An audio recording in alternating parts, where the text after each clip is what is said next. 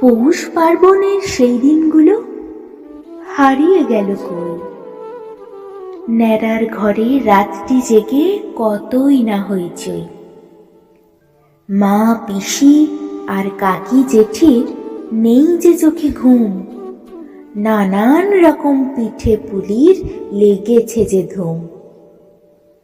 কার বাড়িতে কেমন পিঠে, কোন পিঠেটা স্বাদ, হরেক রকম পিঠে খেয়েও মিটত না যে স্বাদ। ভোরবেলাতে স্নান করে কাঁপত গা থরথর, শরীরটাকে করতে গরম পুড়িয়ে ন্যাড়ার ঘর। লাটাই সুতোয় উড়ত ঘুড়ি দূর আকাশের গায়ে।